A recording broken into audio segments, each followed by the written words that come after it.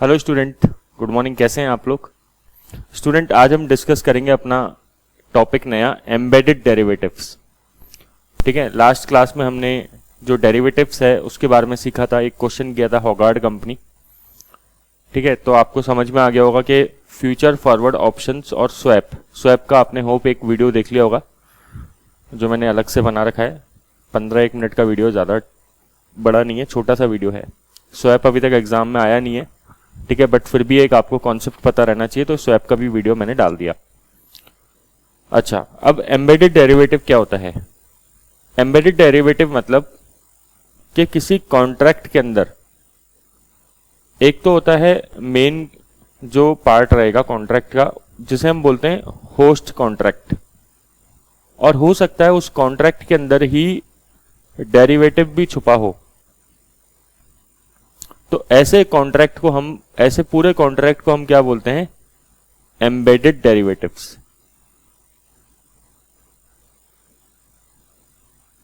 क्या मतलब है सर इस बात का?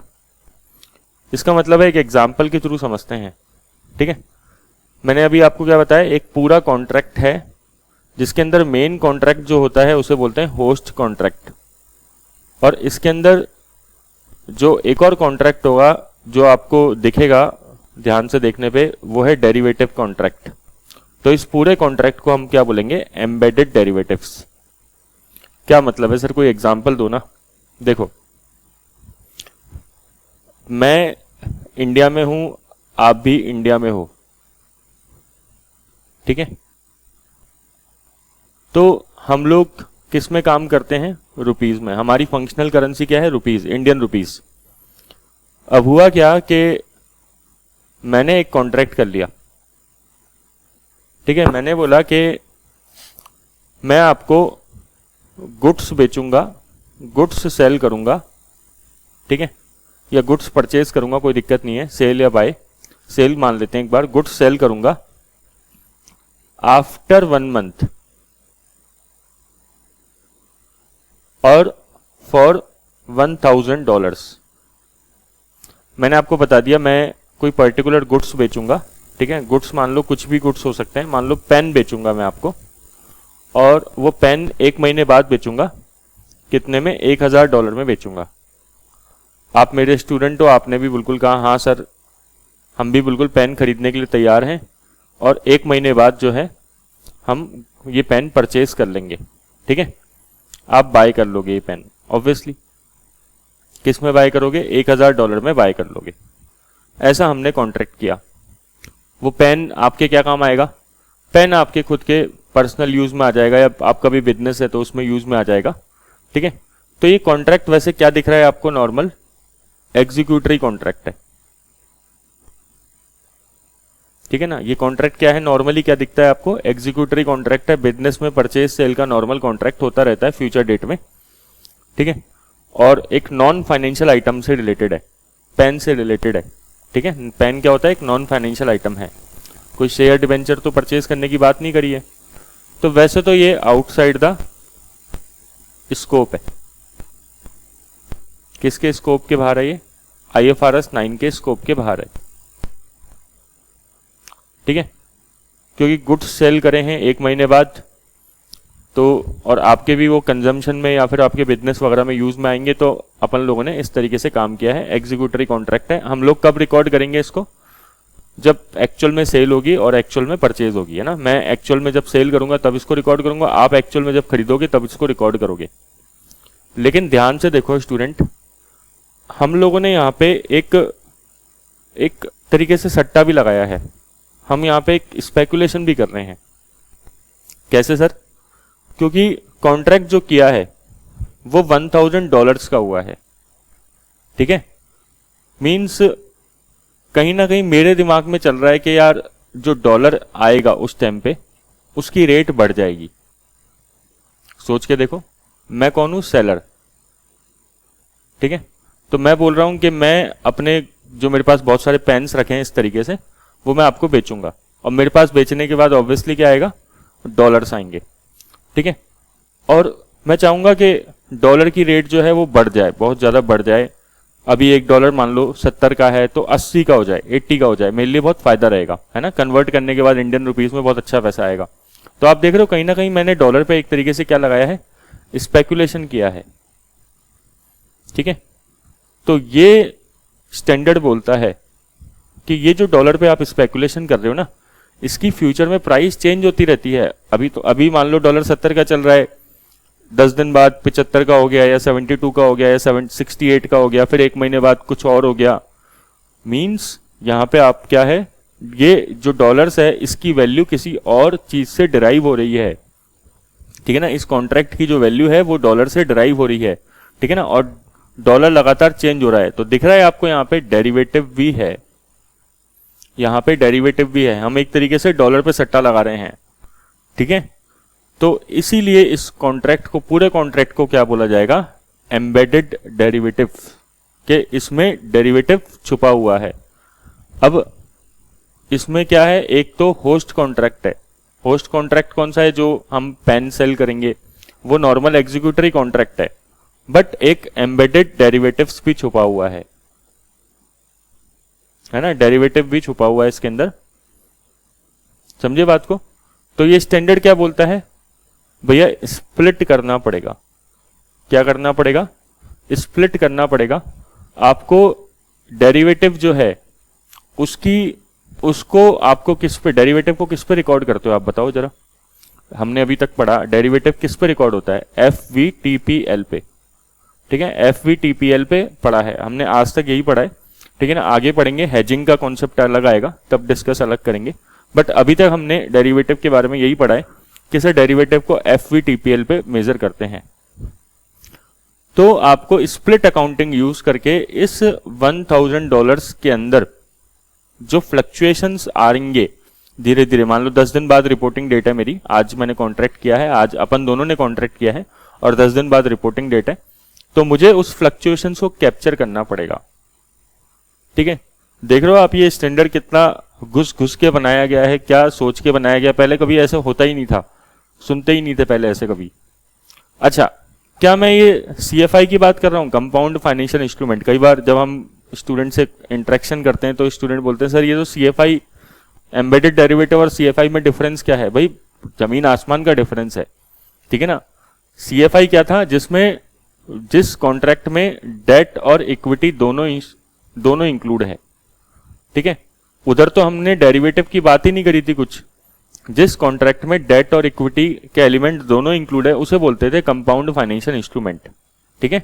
बट अभी हम क्या डिस्कस कर रहे हैं कि जिस कॉन्ट्रैक्ट के अंदर डेरिवेटिव्स भी छुपा हुआ है उसे बोल रहे हैं हम एम्बेडेड डेरिवेटिव्स। होस्ट कॉन्ट्रैक्ट के साथ डेरिवेटिव भी छुपा हुआ है, और ये स्टैंडर्ड बोलता है इसके लिए इसमें आपको स्प्लिट करना पड़ेगा और डेरिवेटिव को FVTPL पे दिखाना पड़ेगा। समझ में सर ये कैसे है डेरिवेटिव। देखो भाई $1000 की वैल्यू लगातार चेंज होती जा रही है, ठीक है। वैसे तो ये नॉर्मल एग्जीक्यूटरी कॉन्ट्रैक्ट था, इसको हम कब रिकॉर्ड करते, जब हम परचेज और सेल एक्चुअल में करते। बट क्योंकि अब ये क्या है, यहाँ पे डेरिवेटिव्स भी आ गए हैं, आपने सट्टा लगाया है एक तरीके से, तो इसलिए हम इसको क्या करेंगे, इसलिए हम इसको स्प्लिट करेंगे, ठीक है। और बताइए सर, और कोई बात बताएंगे इसके अंदर। देखो हम लोग नॉर्मली क्या करेंगे, स्प्लिट करेंगे, बट कुछ केसेस में स्प्लिट नहीं करेंगे, ठीक है ना। इन सम केसेस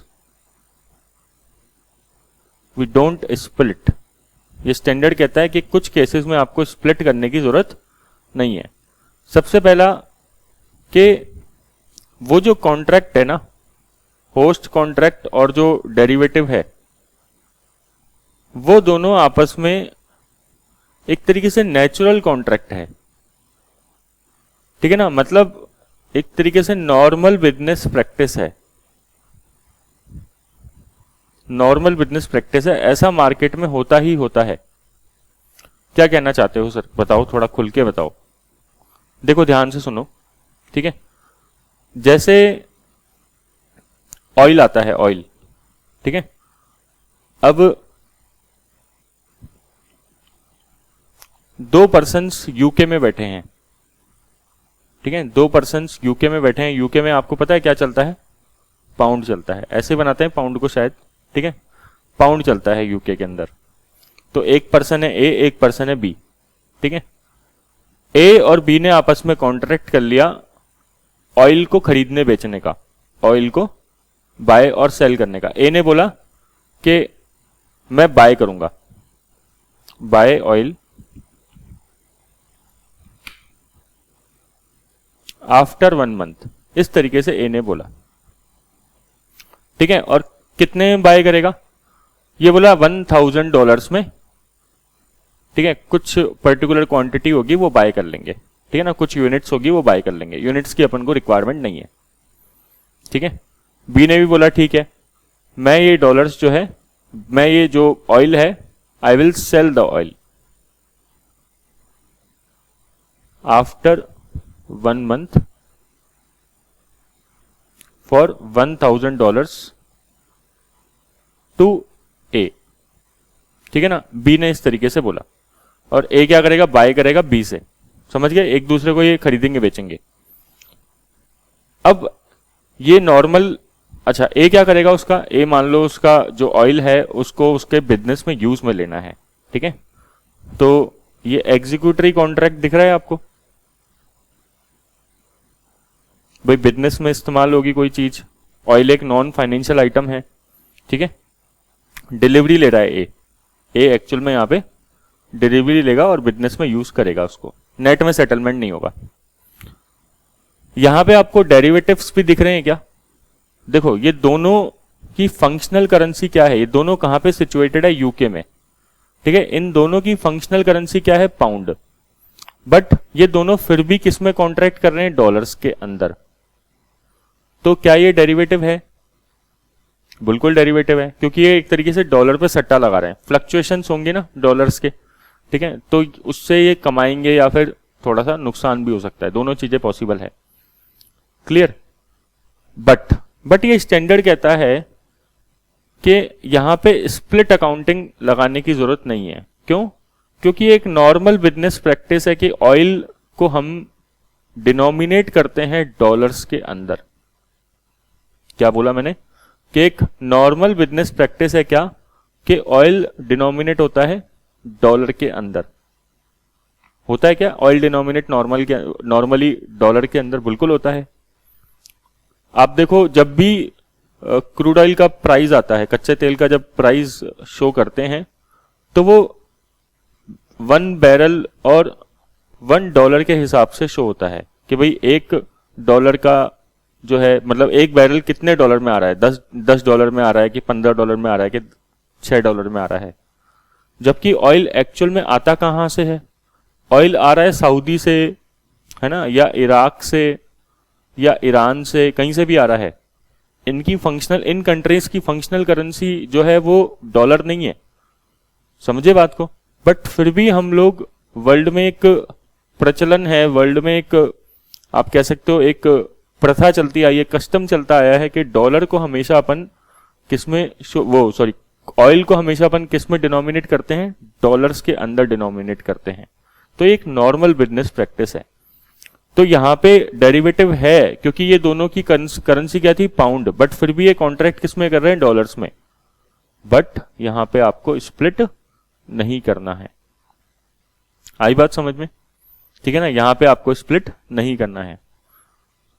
और सर और किस केस में स्प्लिट नहीं करना है, तो पहली बात आपको क्या समझ में आई, धीरे धीरे चलो आराम से, ठीक है ना। देखो एम्बेडेड डेरिवेटिव है ना, बहुत ज्यादा इंपॉर्टेंट नहीं है टॉपिक। आज तक एग्जाम किट में केवल आपको एक ही क्वेश्चन मिलेगा, वो भी अपन कर लेंगे अभी, है ना, बहुत इजी सा क्वेश्चन है। बट है क्या कि एक बार कॉन्सेप्ट पता लगना चाहिए ना, क्योंकि आ भी सकता है एग्जाम में, और नहीं भी आए तो मान लो इंटरव्यू में पूछ ले अपन से, तो अपन को पता तो रहना चाहिए। तो कब स्प्लिट नहीं करेंगे और किस केस में नहीं करेंगे। और मान लो कि आपने बोला कि मैं पूरे ट्रांजैक्शन को, पूरे के पूरे कॉन्ट्रैक्ट को FVTPL पे दिखाने के लिए तैयार हूं, FVTPL पे दिखाने के लिए, फुल कॉन्ट्रैक्ट को शो करने के लिए तैयार हूं। देखो इस स्टैंडर्ड का मकसद क्या है, इस स्टैंडर्ड का मकसद है कि डेरिवेटिव को FVTPL पे दिखाना, ठीक है ना। इस स्टैंडर्ड ने एक कसम खा रखी है कि हम इन्वेस्टर्स को, हम अपने शेयर होल्डर्स को, जो अगर हम इस तरीके से काम करते हैं जिसमें सट्टा वगैरह लगा रहे हैं, डेरिवेटिव्स में काम हो रहा है, तो हम लोग उसको FVTPL पे ही दिखाएंगे।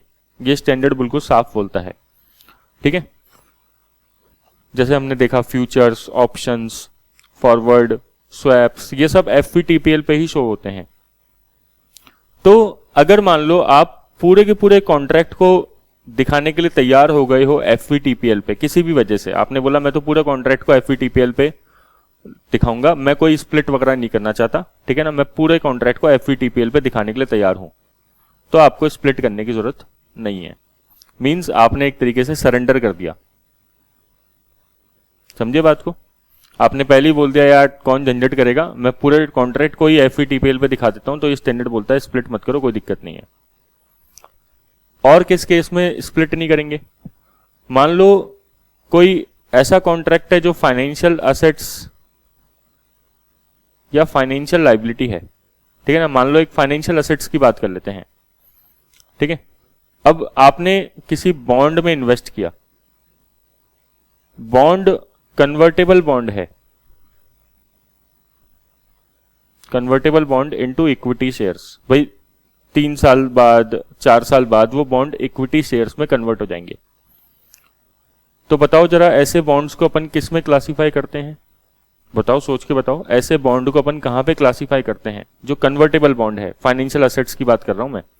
आपने ऐसे बॉन्ड खरीदे जो कन्वर्टेबल बॉन्ड है इक्विटी शेयर्स में कुछ साल बाद, तो आप बॉन्ड इन डेप्ट, इन्वेस्टमेंट इन डेप्ट के केस में क्या ऑप्शंस होते थे? 3 ऑप्शन होते थे, अमोर्टाइज कॉस्ट, FVT OCI और FVTPL, राइट?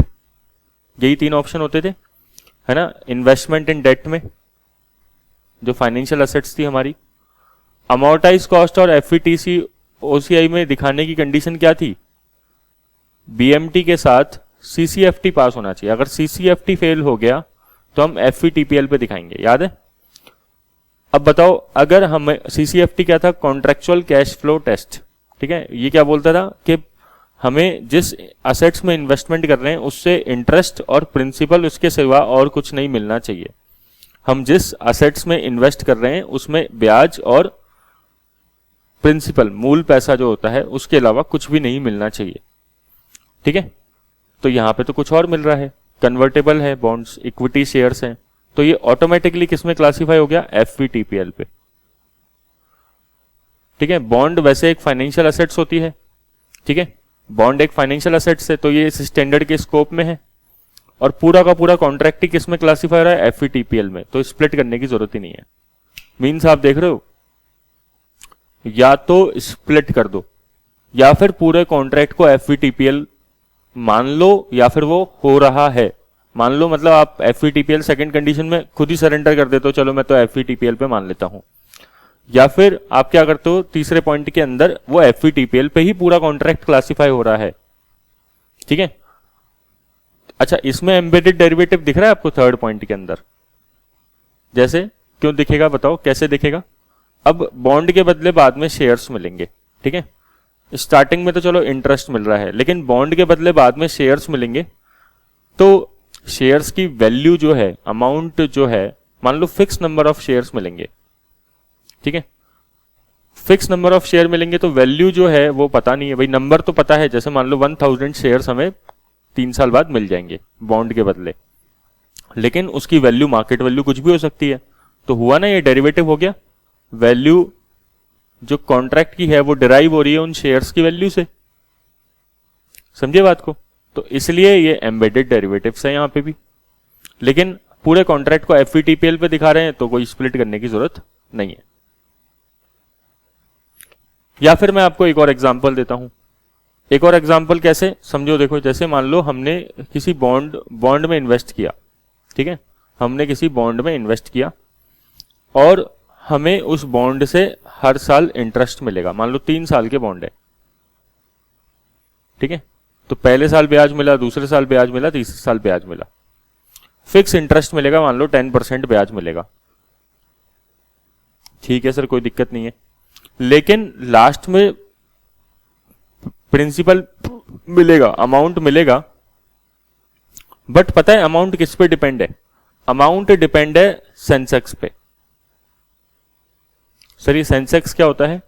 आपको शायद पता होगा कि जैसे इंडिया की बात करो तो इंडिया में 30 कंपनीज जो है,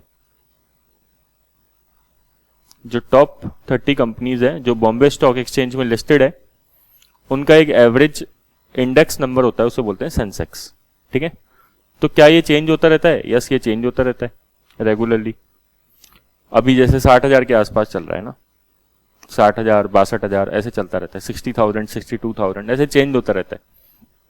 थोड़ा बहुत ध्यान दे ले करो मार्केट में तो आपको पता भी लग जाएगा। या फिर मैं कहूं कि ये बॉन्ड का जो प्रिंसिपल अमाउंट जितना रिडम्पशन होगा ये किस पे डिपेंड है? निफ्टी पे डिपेंड है। निफ्टी क्या है? टॉप 50 कंपनीज इंडिया की जो नेशनल स्टॉक एक्सचेंज में लिस्टेड है, उनका एक इंडेक्स है। ठीक है, बीएस, ये देखो, ये सेंसेक्स और निफ्टी दोनों की दोनों इंडेक्स होते हैं।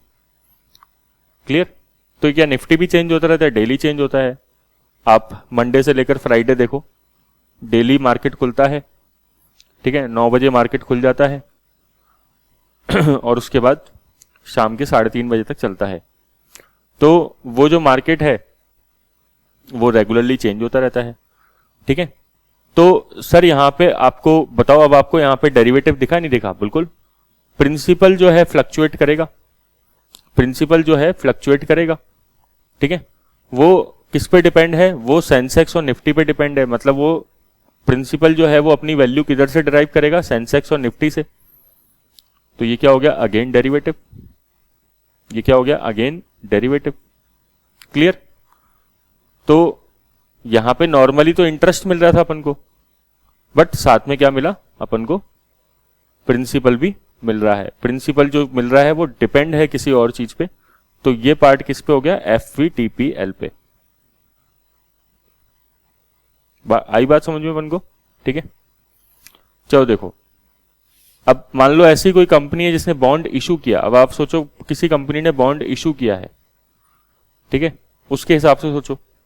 तो बॉन्ड इशू किया तो ये पार्ट किस पे आ जाएगा? अमोर्टाइज कॉस्ट पे, जो इंटरेस्ट, फिक्स इंटरेस्ट है।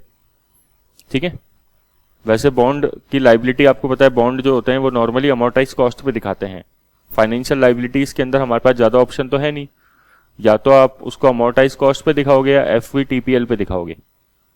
ठीक है, तो नॉर्मली अपन सारी लाइबिलिटीज को अमोर्टाइज कॉस्ट पे दिखाते हैं। तो बॉन्ड इशू किया तो वो भी अमोर्टाइज कॉस्ट पे आया, बट ये जो प्रिंसिपल है ये किसी और चीज पे डिपेंड है। ठीक है ना, ये प्रिंसिपल जो है किसी और चीज पे डिपेंड है, तो ये किस पे आना चाहिए? FVTPL पे आना चाहिए। और बाकी जो होस्ट कॉन्ट्रैक्ट है, होस्ट जो दूसरा, मतलब जो उसका दूसरा पार्ट है, मेन पार्ट है, वो सारा किस पे आएगा? अमोर्टाइज कॉस्ट पे आएगा। हो गई यहां पे स्प्लिट अकाउंटिंग, यहां पे अप्लाई हो गई। ठीक है, कंपनी ने बॉन्ड इशू किया। तो embedded derivative is a component of hybrid contract that also include a non derivative host. ठीक है, तो होस्ट क्या है? Non derivative, with the effect that sum of the cash flow of the combined instrument vary in a similar way to a stand alone derivatives। तो अगर हम बात करें, इतनी भारी भरकम डेफिनेशन याद करने की जरूरत नहीं है। क्या बोल रहा है? Sum of the cash flow of the combined instrument vary, मतलब चेंज होंगे। ठीक है, तो जैसे मैंने बताया आपको कि हमने डॉलर्स पे एक तरीके से सट्टा लगाया, तो कैश फ्लो क्या हो रहा है उस केस में? चेंज हो सकते हैं। एग्जाम्पल देखो, एग्जाम्पल क्या है? एंटिटी में issue a bond which is redeemable in 5 year time with the part of the redemption price based on the increase in FTSE 100 index। जैसे ये इंडिया में सेंसेक्स होता है, वैसे ही क्या है यूके में क्या है? FTSE। ठीक है, इंडेक्स का नाम है, बेसिकली कंपनीज का इंडेक्स है ना। इसमें जो टॉप 100 कंपनीज होती है उनका मार्केट कैप देख के, है ना, उसके बेसिस पे एवरेज निकाला जाता है। तो अपन को इतना नहीं देखना, बस अपन को तो ये देखना है, देखो एंटिटी ने बॉन्ड इशू किया। बॉन्ड इशू किया करना क्या होता है? फाइनेंशियल लाइबिलिटी होती है, which is redeemable in 5 years time with a part of the redemption price being based on the increase in the FTSE index. बोल रहा है कि कुछ पार्ट तो बॉन्ड का फिक्स होगा, ठीक है, कितने में रिडीम करेंगे, और कुछ पार्ट क्या है? डिपेंड करता है FTSE इंडेक्स जो रहेगा उस टाइम पे, उसके हिसाब से वो रिडीम होगा।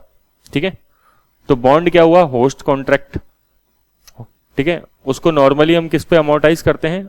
मतलब नॉर्मली हम किस पे रिकॉर्ड करते हैं, अमोर्टाइज कॉस्ट पे, और जो पार्ट इंडेक्स पे डिपेंड करेगा वो क्या है, डेरिवेटिव्स। ठीक है, और इसको कैसे मेजर करना है, FVTPL पे। ठीक है, तो इसमें क्या है, इक्विटी नजर आता है। ठीक है, ऑप्शन ऑन इक्विटी मतलब क्या है कि ये इंक्रीज, जैसे ये चेंज हो रहा है बिल्कुल बार बार, इसलिए। तो IFRS 9 does not require embedded derivative to be separated from the host contract if। अब किस केस में हम लोग सेपरेट नहीं करते, तो economic characteristics and risk of the embedded derivatives are closely related to the host contract. Means के जो पूरा कॉन्ट्रैक्ट है, जैसे होस्ट कॉन्ट्रैक्ट की बात करें और एम्बेडेड डेरिवेटिव्स, ये आपस में क्लोजली रिलेटेड हैं। मींस ये इनकी नॉर्मल बिजनेस प्रैक्टिस है, ऐसा होता है। ठीक है ना, इसका मतलब क्या है इस पॉइंट का, कि नॉर्मल बिजनेस प्रैक्टिस है। जैसे oil contract between two companies reporting in euro, है ना, ये यूरो का साइन है। तो दो कंपनीज जो है जिनकी करेंसी मान लो यूरो है बट प्राइस्ड इन डॉलर्स। ठीक है, तो एक ऑयल कॉन्ट्रैक्ट किया, जैसे मैंने बताया कि ऑयल कॉन्ट्रैक्ट किया, दो कंपनीज जो है जैसे हमने डिस्कस किया था यूके में है बट उन्होंने डॉलर में कॉन्ट्रैक्ट किया है ऑयल का। ठीक है, तो derivative element dollar risk is a normal feature of the contract as oil is priced in the dollars. ठीक है ना, ऑयल हमेशा किस में प्राइस होता है, डॉलर्स में। So not it is really a derivative, so do not split, do not split. क्यों, क्योंकि दोनों कंपनी भले ही यूरो करेंसी फॉलो करती है, ठीक है ना, लेकिन उन्होंने डॉलर में कॉन्ट्रैक्ट किया था, तो नजर आता है थोड़ा सा एक बार के शायद ये डेरिवेटिव है, बट इसको आपको डेरिवेटिव नहीं मानना है। इसमें यहाँ पे स्प्लिट अकाउंटिंग यूज नहीं होगी क्योंकि ये आपस में क्लोजली रिलेटेड है। ठीक है ना, ये दोनों कॉन्ट्रैक्ट्स जो हैं, होस्ट कॉन्ट्रैक्ट और जो डेरिवेटिव है, वो आपस में क्लोजली रिलेटेड है। क्यों, क्योंकि ऐसा नॉर्मली बिजनेस में देखा जाता है। दूसरा मैंने आपको बताया था, hybrid instrument is measured at FVTPL, मतलब जो पूरा का पूरा कंबाइंड कॉन्ट्रैक्ट है, हमने सरेंडर, मैंने बताया था ना, सरेंडर कर दिया, हमने खुद नहीं बोल दिया यार छोड़ो कौन माथाफोड़ी करेगा, हम तो क्या करते हैं, पूरा का पूरा कॉन्ट्रैक्ट जो है FVTPL पे दिखाते हैं, तो नो नीड टू स्प्लिट। या फिर होस्ट कॉन्ट्रैक्ट फाइनेंशियल असेट्स है और with in the scope of IFRS 9, जैसे मैंने बताया आपने किसी कंपनी के बॉन्ड परचेज करे, ठीक है, और वो कन्वर्टेबल होंगे बाद में इक्विटी में।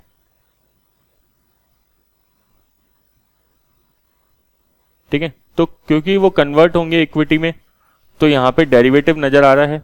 ठीक है, क्योंकि वैल्यू तो फिक्स नहीं है। अगर मान लो fix number of equity shares में भी कन्वर्ट हो, तो अपन को वैल्यू तो नहीं पता ना कि कितनी मिलेगा अपन को। वैल्यू तो इक्विटी शेयर की कुछ भी हो सकती है उस टाइम पे, और variable number of equity shares में कन्वर्ट हो तो भी वैल्यू कितनी भी हो सकती है उस केस में।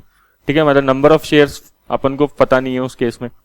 ठीक है, तो डेरिवेटिव तो कहीं ना कहीं छुपा हुआ है। So the measurement rules for financial assets required whole instrument to be measured at FVTPL anyway, so no need to split. ठीक है, तो जैसे मैंने बताया बॉन्ड परचेज करे, कन्वर्टेबल इनटू इक्विटी है, तो इस केस में CCFT फेल हो रहा है। ठीक है, CCFT फेल होते ही पूरा का पूरा कॉन्ट्रैक्ट किसमें चला गया, FVTPL में।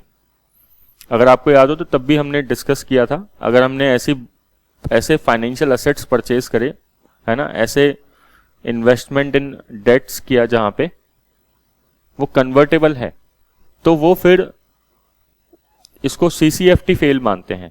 ठीक है ना, फिर यहाँ पे BMT देखने की जरूरत ही नहीं है, बिजनेस मॉडल टेस्ट, और FVTPL में पूरा का पूरा कॉन्ट्रैक्ट क्लासिफाई हो गया। जैसे इसका एग्जाम्पल देखो, यही वाला एग्जाम्पल है same. Entity has a investment in a convertible bond which can be converted into fixed number of equity share at a specified future date. तो bond is a non-derivative host contract and option to convert the share is therefore a derivative, है ना। देख रहे हो, दो point है यहाँ पे कि बॉन्ड नॉर्मली क्या है, एक नॉन डेरिवेटिव कॉन्ट्रैक्ट है। ठीक है ना, हमने बॉन्ड में इन्वेस्ट किया तो, लेकिन option to convert into shares is derivative element. So the host contract the bond is a financial assets and with in the scope of IFRS 9। तो इस पे पूरे के पूरे पूरे कॉन्ट्रैक्ट पे IFRS 9 अप्लाई होगा, ये तो फिक्स है बात।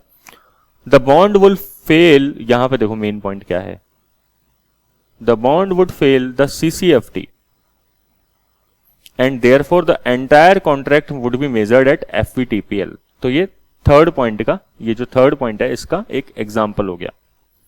ठीक है, हमने इतना डिटेल में डिस्कस किया बट बहुत ज़्यादा फायदा नहीं है, क्योंकि मेन क्या है, क्वेश्चंस नहीं आए हुए हैं।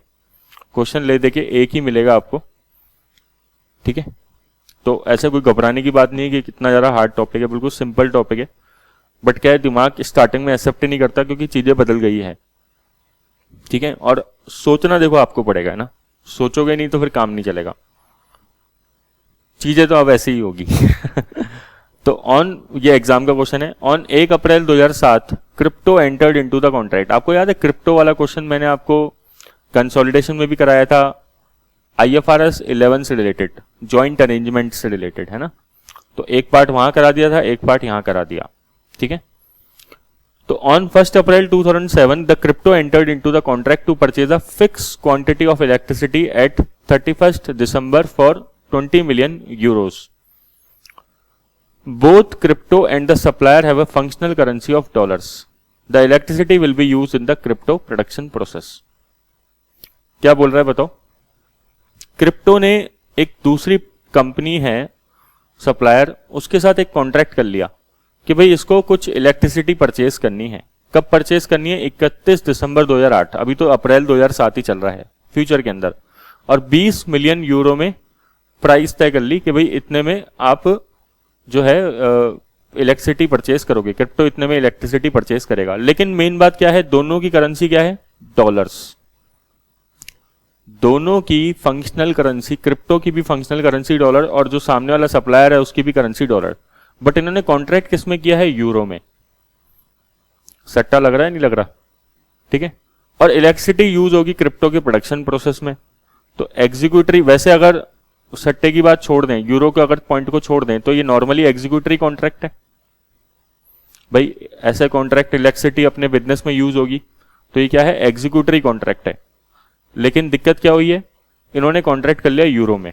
ठीक है, क्या इलेक्ट्रिसिटी परचेज करने का कॉन्ट्रैक्ट नॉर्मली यूरो में होता है क्या? है क्या इलेक्ट्रिसिटी परचेज करने का कॉन्ट्रैक्ट नॉर्मली यूरो में होता है क्या? तो क्या ये एक्सेप्शन में फॉल करेगा फर्स्ट पॉइंट के अंदर? क्या ये नॉर्मली बिजनेस प्रैक्टिस है? नो, नॉर्मल बिजनेस प्रैक्टिस नहीं है। तो नॉर्मल बिजनेस प्रैक्टिस नहीं है तो यहां पे क्या करना पड़ेगा? स्प्लिट करना पड़ेगा। समझे बात को क्या बोल रहा हूं?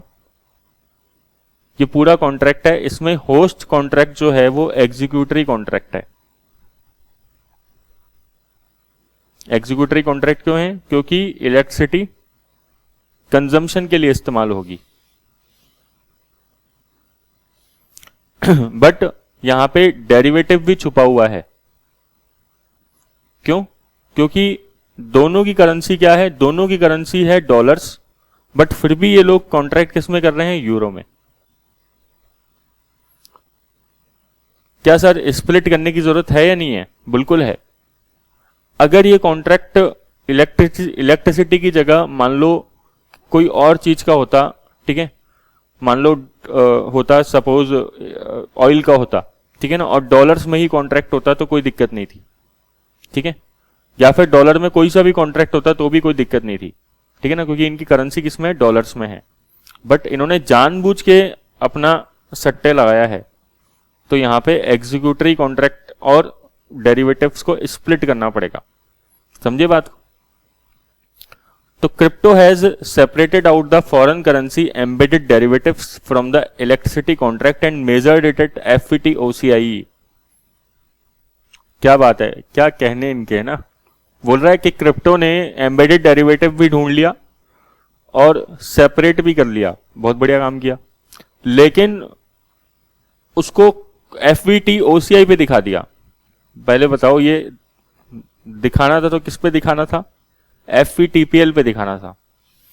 हाउएवर ऑन 31 दिसंबर 2007 ईयर के एंड में आते आते 1 अप्रैल 2007 से 31 December 2007 there was a contractual modification. Contract में चेंज किया हमने, such that contract is now a executory contract denominated in dollars. बताओ, अब बताओ क्या हो गया, क्वेश्चन कैसे पलटी मार रहा है। क्वेश्चन बोल रहा है कि इन्होंने ना, ये दोनों डर गए होंगे शायद, तो इन्होंने अब यूरो से कॉन्ट्रैक्ट को चेंज करके डॉलर्स में वापस आ गए ये।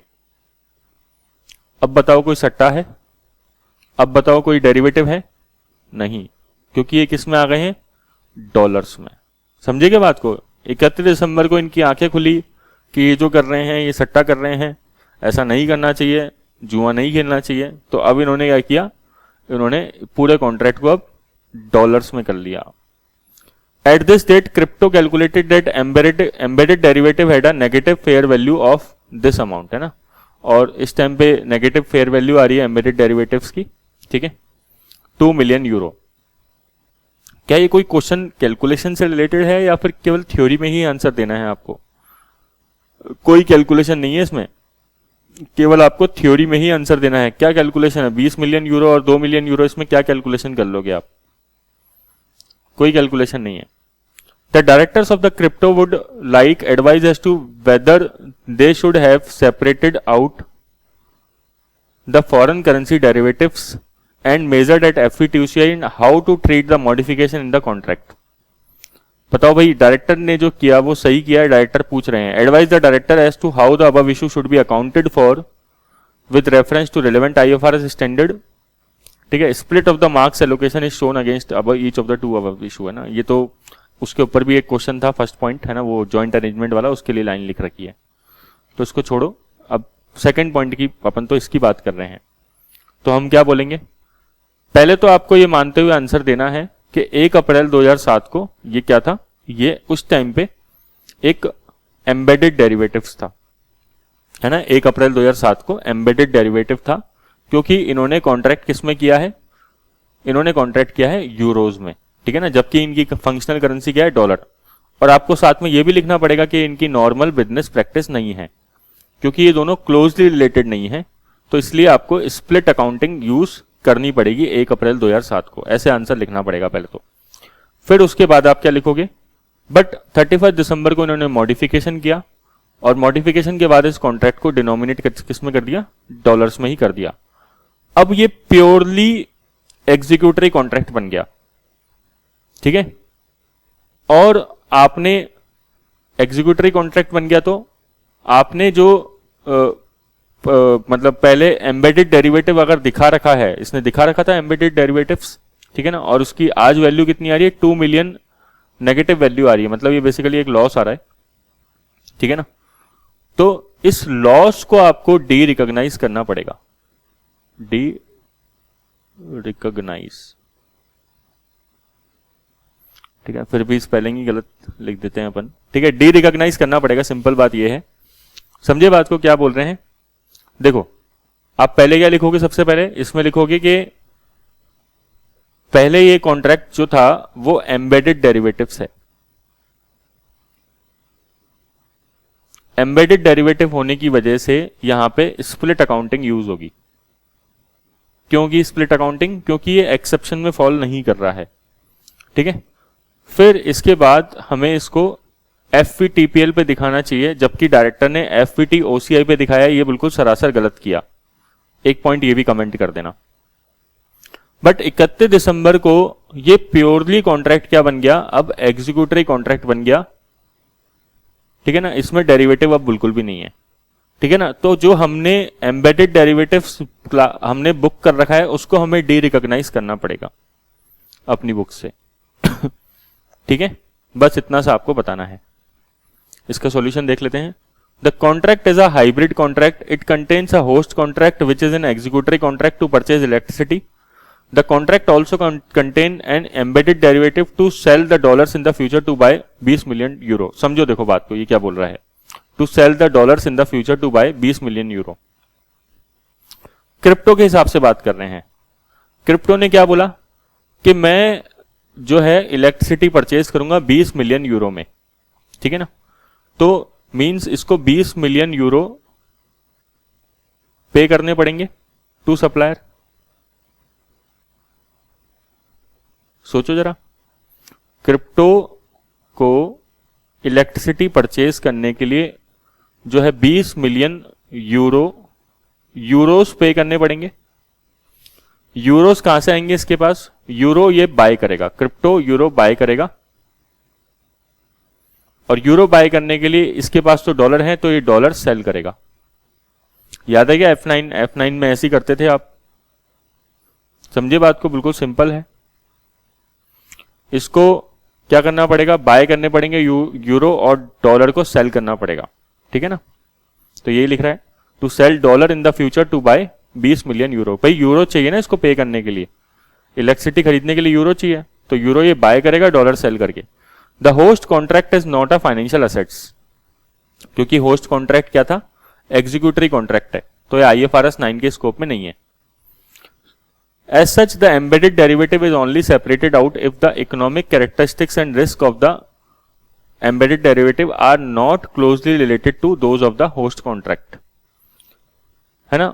अगर बोल रहा है कि कब सेपरेट करते हैं? जब ये एक नॉर्मल बिजनेस प्रैक्टिस नहीं है, और this would seem to be the case because neither party to the contract has a functional currency of euro, है ना? इस केस में it is not a normal practice, it is not a normal business practice. इसका मतलब यह है, समझे बिल्कुल आसान शब्दों में, क्योंकि दोनों की दोनों पार्टीज की फंक्शनल करेंसी क्या थी? यूरो थी, ठीक है ना? सॉरी, दोनों में से किसी भी पार्टी की फंक्शनल करेंसी यूरो नहीं थी, डॉलर थी। तो अगर इनको कॉन्ट्रैक्ट करना था तो ये किस में करते? डॉलर्स में करते, बट इन्होंने कॉन्ट्रैक्ट किस में किया? यूरो में किया, ठीक है? तो इनकी ये नॉर्मल बिजनेस प्रैक्टिस नहीं है। As such, it is acceptable to separate out the embedded derivative, but it should have been measured at FVTPL rather than the FVT-OCI. तो इसलिए बोल रहा है कि इसको एक्सेप्टेबल है कि आपको स्प्लिट अकाउंटिंग यूज करनी चाहिए, बट स्प्लिट अकाउंटिंग यूज करके इसको FVT-OCI पे नहीं दिखाना चाहिए। Note that it is not mandatory to separate the embedded derivative. Instead, the entire hybrid contract can be measured at FVTPL. मैंने आपको बताया था एक पॉइंट ऑल्सो, सेकेंड वाला, जब हम अगर सरेंडर कर दें, हम बोले यार कौन स्प्लिट करेगा, चलो पूरा का पूरा एंटायर कॉन्ट्रैक्ट को हम क्या मान लेते हैं? FVTPL, तो बात ही खत्म हो जाएगी। इसने केवल एक नोट में ये पॉइंट दे दिया। At the date of modification of the contract there is a significant change to the contract. The contract has no longer contain an embedded derivative and it is instead a executory contract which is outside the scope of IFRS 9. The embedded derivative component that has been accounted for must be de-recognized. समझ में आई बात? ये क्या बोल रहा है? ये बोल रहा है कि जब मॉडिफिकेशन हो गया तो कॉन्ट्रैक्ट पूरा का पूरा डॉलर में हो गया, अब सारी की सारी पार्टीज भी डॉलर में है और इनकी करेंसी भी अब डॉलर में ही है जिसमें इलेक्ट्रिसिटी खरीदेंगे।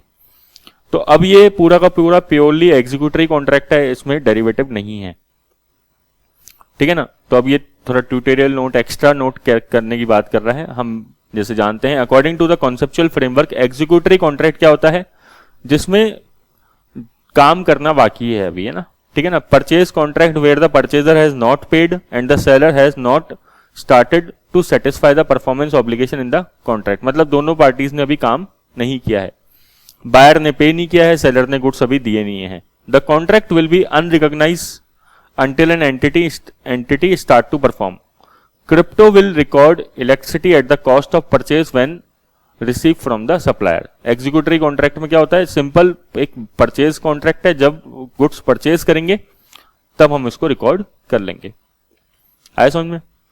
ये एग्जाम का आया हुआ क्वेश्चन है, शायद 2018 या 2019 में आया हुआ क्वेश्चन है। बस एक ही क्वेश्चन है एग्जीक्यूटरी कॉन्ट्रैक्ट का पूरा, ठीक है? इतना पढ़ लो, मोर देन सफिशिएंट है। इसके बारे में कोई PhD करने की जरूरत नहीं है। सिंपल एग्जीक्यूटरी कॉन्ट्रैक्ट, आपको बस ये समझ में आना चाहिए कि यहाँ पे दो चीजें मिक्स है, एक तो होस्ट कॉन्ट्रैक्ट और दूसरा क्या है? एक डेरिवेटिव मिक्स है, ठीक है? तो डेरिवेटिव को आपको FVTPL पे दिखाना है, ये कसम खा लो। तो अब डेरिवेटिव को FVTPL पे दिखाना है तो इसके कई तरीके हैं। या तो आप क्या करो कि पूरे के पूरे कॉन्ट्रैक्ट को ही FVTPL पे दिखा दो, बात खत्म। अगर ऐसे नहीं करना चाहते तो आप चेक करो कि होस्ट कॉन्ट्रैक्ट और डेरिवेटिव कॉन्ट्रैक्ट क्या क्लोजली रिलेटेड है आपस में एक दूसरे के। तो क्लोजली रिलेटेड है तो स्प्लिट अकाउंटिंग लगाने की जरूरत नहीं है। मतलब ये नॉर्मल बिजनेस प्रैक्टिस है। जैसे मैंने ऑयल वाला एग्जांपल दिया कि ऑयल हमेशा अपन डॉलर्स में ही डिनोमिनेट करते हैं, तो उस केस में स्प्लिट करने की जरूरत नहीं है, चाहे किसकी भी कोई सी भी करेंसी हो, ठीक है, कॉन्ट्रैक्ट डॉलर में हो रहा है तो चलेगा, कोई इशू नहीं है। या फिर तीसरे केस में आप देख लो कि अगर एक्सेप्शन अगर देखना चाहते हो तो कि फाइनेंशियल असेट्स हमने कुछ परचेज करी, जैसे मैंने एग्जांपल दिया फाइनेंशियल बॉन्ड हमने परचेज किया, बॉन्ड कन्वर्टेबल है बाद में, ठीक है ना, तो बॉन्ड अगर कन्वर्टेबल है तो कन्वर्टेबल बॉन्ड में सीसीएफटी फेल हो जाता है, तो सीसीएफटी फेल होते ही पूरा का पूरा कॉन्ट्रैक्ट, वो जो बॉन्ड का कॉन्ट्रैक्ट है, वैसे भी बॉन्ड किस में आते हैं, फाइनेंशियल इंस्ट्रूमेंट ही है, आईएफआरएस 9 में भी जाता, आईएफआरएस 9 में ही जाता है चाहे कन्वर्टेबल हो या नहीं हो, बॉन्ड हमेशा आईएफआरएस 9 में ही क्लासिफाई होता है चाहे कन्वर्टेबल हो या नहीं हो, ठीक है। बट कन्वर्टेबल है, अब तो हमने बाय किया है बॉन्ड, तो अब वो पूरा का पूरा एफवीटीपीएल पे चला जाएगा। क्यों? क्योंकि सीसीएफटी फेल हो रहा है, contractual cash flow test fail हो रहा है, ठीक है। अगर ऐसा नहीं है तो आपको स्प्लिट अकाउंटिंग यूज करनी पड़ेगी, अगर ये एक्सेप्शंस नहीं होते तो स्प्लिट अकाउंटिंग में आप क्या करोगे, हाइब्रिड कॉन्ट्रैक्ट को दो पार्ट में डिवाइड करोगे, होस्ट को अलग ट्रीट करोगे और डेरिवेटिव को अलग ट्रीट करोगे। खाली डेरिवेटिव को आपको एफवीटीपीएल पे दिखाना है, होस्ट कुछ भी हो सकता है। ओके, इतना पढ़ लो, फिर नेक्स्ट क्लास में हेजिंग स्टार्ट करेंगे। चलिए, थैंक यू।